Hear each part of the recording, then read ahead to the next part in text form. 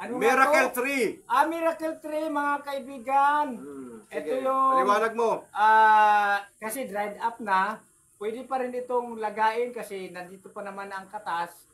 Hindi nawawala yung benepisyo niya na may dudulot ang kalakasan. Ang tawag nun, nandiyan pa yung properties. Properties. Oo, properties. Nandito pa ang properties, sabi ni Kuya Edgar. At nagbibigay lakas sa katawan ng tao. Lakas lang ba? Kaya nga miracle nagbibigay din himala, no? Himala, halimbawa dati nabubuhat mo ay 40 kilos lang.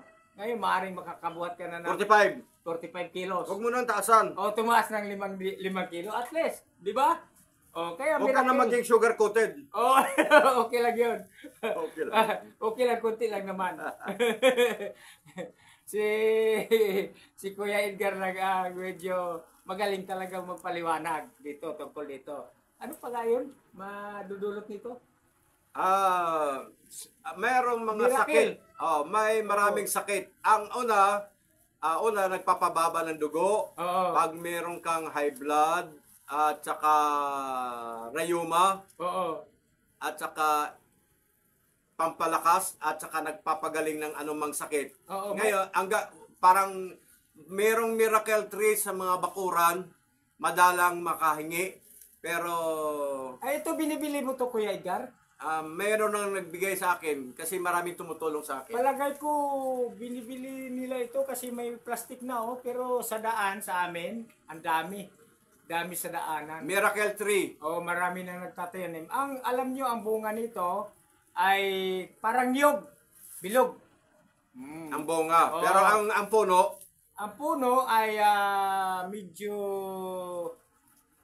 light brown lang po. At parang ano lang siya, yung mabango na hinahalo mo sa pagkain, laurel, ganon. Malaki lang kunti doon. opo. Yan, ganyan. Alagaw, ganon. Parang kulay alagaw kasi light brown. Sige, huwag mo nang tagalan kasi marami ka pang iba paliwanag. Ay, marami pa pala. Tika, sandali, ito. Mangga. Mangga muna. Panahon ng mangga. Panahon ng mangga ngayon. Ngayon. Mga kaibigan, pasensya na kayo, walang dahon ngayon pero ang bunga, pareho rin kasi. Saan ba pagkain nanggaling yung bunga? Saan ba nanggaling ang dahon? Parang ganun yata.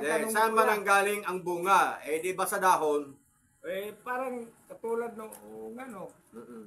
Kasi may buto Sa puno. ito. May buto sa puno. Sabi nga ng Diyos, ako ang puno, kayo mga sanga. Ikaw ang sanga. Paghiwalay kayo sa akin, pero ang sabi wala kayong magagawa. Tama yun, very good. Pero sabi ng ngungo, anong sabi? Ako ang ngungo, kayo ang mga tanga. Sorry pero tama yung sinabi mo. Ako ang puno, kayo ang mga sanga. Light joke yun Pero ano to, 5 ang klaseng magagamot ng ng mangga. Dahon man o bunga. Ano yun?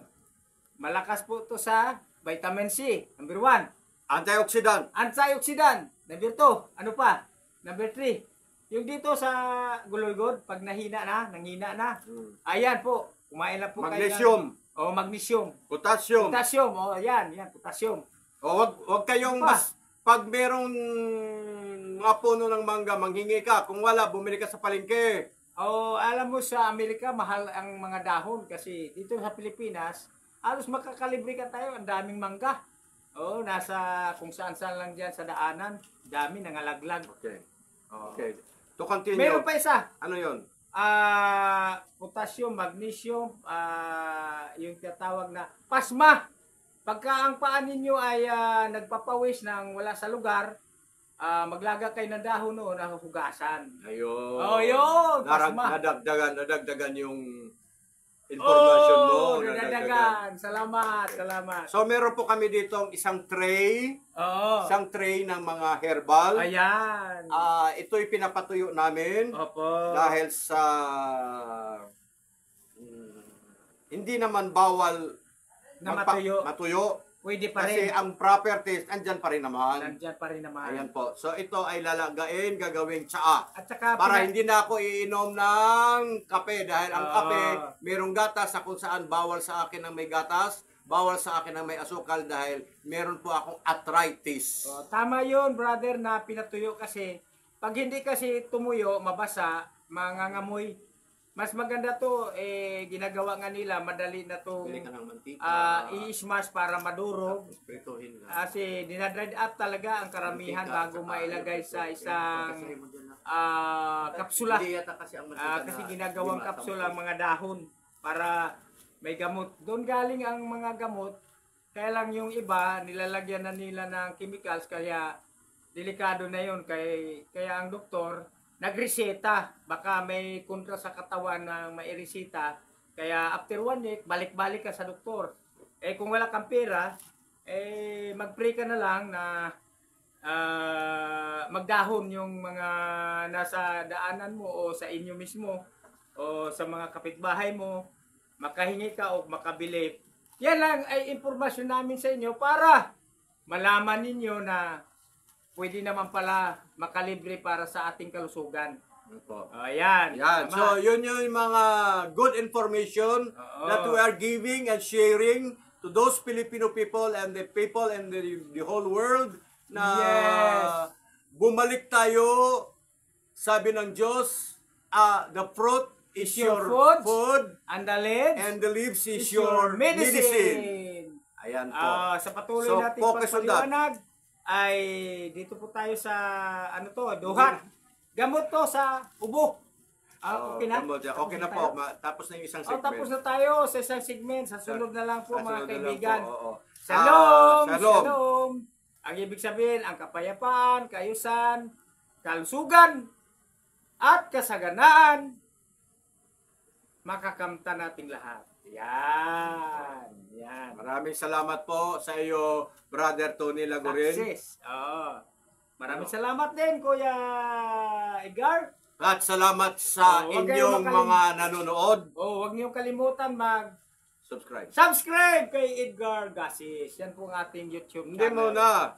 Ano ba? Hindi ka nila Like? makalimutan. Ano bang pakinabang bakit sila mag-subscribe? Ay, oo! Sigurado silang mag-subscribe kasi busog sila sa mga impormasyon. Maliban sa busog sa impormasyon, ano pa? Nadagdagan yung kanilang mga Kaalaman. Maliban doon, ano pa? Makatipid sila. Maliban doon, ano pa? Makatipid sa mga gamot. Okay, ano pa? Makakasiguro sila Ano pa? sa kanilang kalusugan. Ano pa? Yayaman sila. Bakit Kasi yayaman? nakakapagtipid. May Ano pa? magtatagumpay sila. Ano pa? Sasagana sila. Amen. Hindi. Meron May kaayusan. kang nakakalimutan. Ano yun? Kapag sila nagpindot ng like at subscribe, pagpalain silang ng mahal na Panginoong Jesus. Ay, that's right. Palakpakan natin ang Panginoon. Sorry ha, hindi ko nasasambit. Palakpakan natin. Yung pala pinaka-importante na pagpalain ka ng Diyos. Pag sila nagpindot ng like at subscribe, Oo. pagpalain sila ng mahal na Panginoon. Una, nakatulong ka sa katulad natin na nag-YouTube. That's right. Oo. Maliban doon, nakakuha ka ng informasyon.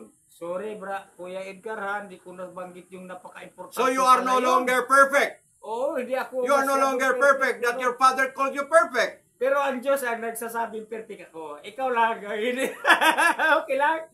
Di ba, lusot ako sa'yo. Okay. Pero sa Diyos, Lumusot ka lang. Hindi ako lulusot. Lumusot ka lang.